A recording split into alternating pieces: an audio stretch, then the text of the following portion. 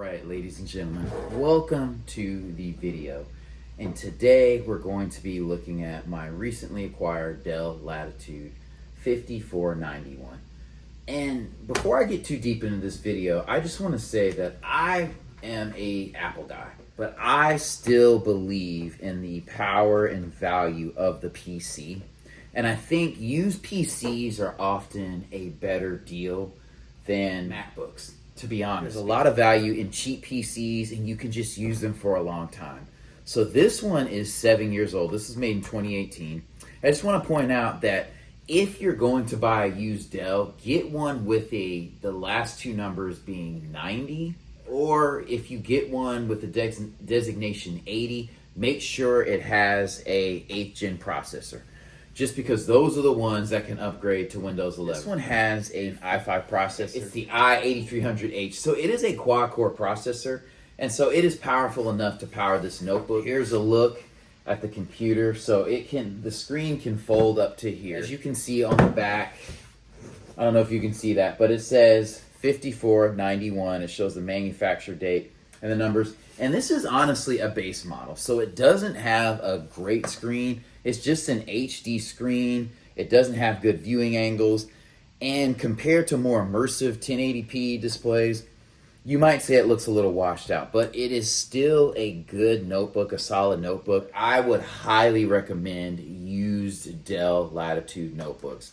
This one's in very, very good condition. This thing was only $100 from the lady I bought it from. The hinge is in perfect condition, and this screen is not going to overtax. The quad-core processor is not going to be overtaxed by this. It doesn't have a video card. It borrows like a gig of RAM from the 16 that it has to run stuff, which is fine. I'm not worried about that. It doesn't have a backlit keyboard. That is one thing I do regret, but if you know how to type, it's fine. You don't really have to worry about that. And this one's clean. It doesn't have a ton of gunk in the keys and things like that. Thankfully, the trackpad is nice. And I'll just say that, like, with the used PCs, especially these Dells, the keyboards are great. They're a great balance between comfort and being tactile. The touchpads, no, they're not as large. The only thing I lament about the keyboard or just the touchpad situation is that I wish the touchpad was bigger coming from a MacBook, obviously. But these keys just feel really gummy, and I just wish that the trackpad was just larger. Another thing I like is how well these notebooks sleep. This has a 512 hard drive. It is an M.2 SSD. This one has an SD card slot. It has a USB port or USB-C port. You have your regular USB-A right here. You have your power right here, which you don't have to worry about sharing with something else, even though this is an older computer. I know new MacBooks don't do that anymore, but it's annoying that they did that in the first place. And again, this is a base model. You actually have an SIM card slot here. You have your HDMI. You have another USB 3.0 port here. You have your vents back here. You have your Ethernet port here. And this is something that I really, really like on these like 5+-year-old Dells, is that this is like the sweet spot as far as ports goes. You even have a serial port on this one. Another USB 3 port here, and then you have your headphone jack here. On the front, you have no ports. This is not the thinnest notebook. It is 3.6 pounds, but I don't really care about that. Here's the back of the Dell. It doesn't light up. The webcam is not great. But one of the things that I really, really like about used PCs and used Dells in particular is that you could pay $100-200 and be rocking and rolling for years, and the ease of use is there. So any software that I need, I can download, I can buy. If I already have it, I can use my product keys.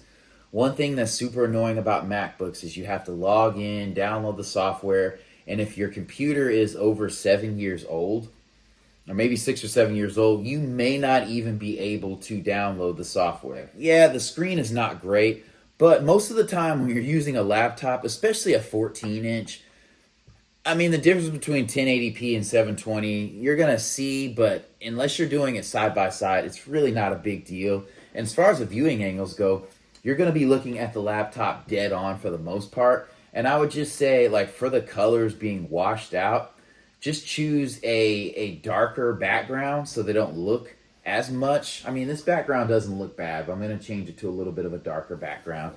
And like, this case is super solid. And so this is a decent weight notebook. Yeah, this still has good battery life. I don't know how long the battery lasts, but it does last over 2 hours. Again, it's $100, so I'm really not sweating that. When I buy a laptop, I like for it to last at least 2 hours, preferably 3 or more.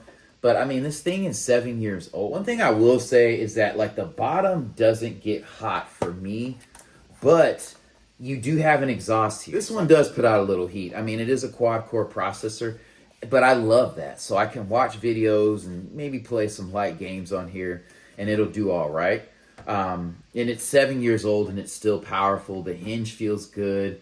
I'm not worried about this polycarbonate body. I would highly recommend the 5000 series or the 7000 series Dell Latitude lines if you're looking for a cheap notebook. And this is the best deal I found. Like 2 years ago, two and a half years ago, I found a 7490 for $100. And I should have held on to that thing. I started getting the MacBooks, and so I got rid of it. But it had the HDN processor, so I could do the Windows 11. And now all I see is a lot of people selling the older stuff, the 80 series, the 70 series, that have the 5th, 6th, 7th gen processor. So be really careful when choosing your PC. Like, again, guys, this is sub 200 and lower. You're not going to be playing high-end games on this. But this is a very functional, you can play light gaming, you can search the web, do word processing, do schoolwork. It's an all-around great notebook, and you just can't find that in a MacBook. Once you start looking at MacBooks, the batteries are failing on them because they don't last, a long time. And on this one, I can take this bottom off. It's relatively easy to change the battery out. It's held in by screws and not by glue. So that's another thing with these notebooks. I could get online and spend about $40 or less and put a new battery in this laptop and be rocking and rolling. So, and then I'll get like 5-6 hours of battery life. And this has all the ports that you need. Like if you're in an old school environment, you still need a serial port. You probably need to update some stuff or get off computers, honestly. But outside of that, I mean, HDMI, USB-C, SD card slot. I love that it has the SIM card slot here. Some people actually use that, and they have data plans for that, especially if you have it through work. You could, take yours out and put it in here and use the data if that's allowed at work. So this is the charger. And when I got it from this person, I mean, it was still in the plastic. This is a 65 watt charger. Not that big, easy to carry around. And another thing that I will say that is annoying about MacBook chargers is that when you plug them in, sometimes the little plug part that goes into the wall, it can separate from the charger because you can change those out in case you travel internationally.